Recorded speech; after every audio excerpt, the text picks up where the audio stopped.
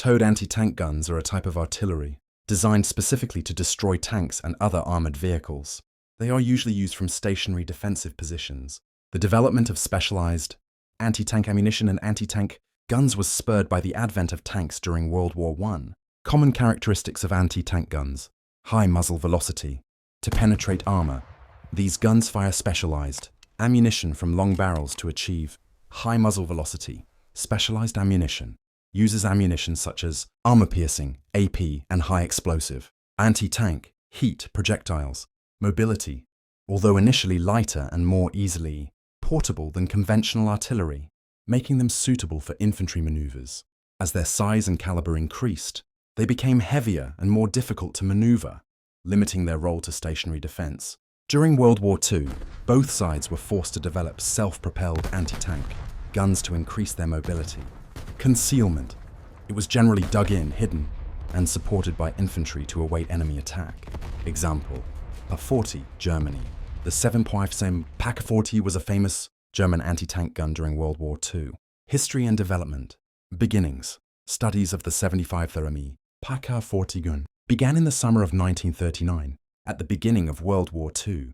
Increased priority. Initially, development was given low priority, but in 1941, priority was significantly increased after the German invasion of the Soviet Union and the appearance of heavily armored Soviet tanks such as the T-34 and KV-1. Deployment.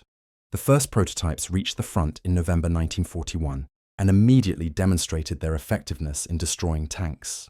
Main anti-tank gun. By 1943, the Pak-40 had become the main anti-tank gun in service with the German army and most of its allies. Post-war use. After World War II, the Pak-40 continued to serve in several European armies, including Romania, Czechoslovakia, Albania, Hungary, Bulgaria, Finland, and Norway. Pak-40 features. Firepower. The Pak-40 could fire a 6.8 key, 15 lbs armor-piercing shell at a speed of 7,992 ms, which could penetrate 132 mm, 5.2 in of armor at a range of 500 m. The later tungsten-cored AP-40 shell could penetrate 115 m, 4.5 in of armor at a range of 500 ms. It was capable of defeating almost all Allied tanks, with the exception of the Soviet IS-2 and American M26 Pershing. Heavy tanks by the end of the war. Rate of fire. With an experienced crew, it can fire up to 14 rounds per minute. Range. The effective direct fire range is 1,800 meters and the maximum indirect fire range is 7,678 meters for HE ammunition. Weight. The Pak-40 weighs 1,425 kilograms, making it difficult to move through mud, snow, or difficult terrain without the aid of a gun tractor.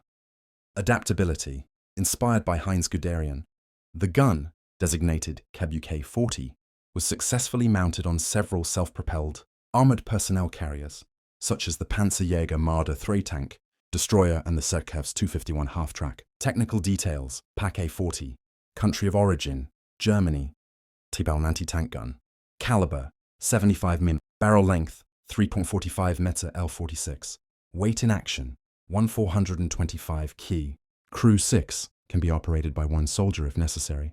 Traverse 65 degree. Elevation 5 deg to plumb to 22 degree. Muzzle velocity approximately 790 ms for PSGR 39. Anti-tank guns used in Cambodia. In Cambodia's military history, there have been a number of anti-tank guns used, particularly during the Cambodian Civil War and later. Examples include X-376M, anti-tank gun, Soviet. This gun was produced during World War II and is still used by the Royal Cambodian Army, RCF, to this day for training purposes and as an infantry support. Although it is no longer capable of destroying modern battle tanks, it can withstand some light armored vehicles. The Cambodian Army is said to currently have around 200 of these ZS-3 guns, mounted 75mm recoilless rifle, US, captured and used during the First Indochina War and the Vietnam War. M40A1 126mm recoilless rifle, US, captured and used. B-10 ADC-2 recoilless rifle, Soviet, supplied by the Soviets. B-11 107 recoilless rifle, Soviet, supplied by the Soviets. T-12 100mm anti-tank gun, Soviet, supplied by the Soviets during the Cambodian Civil War.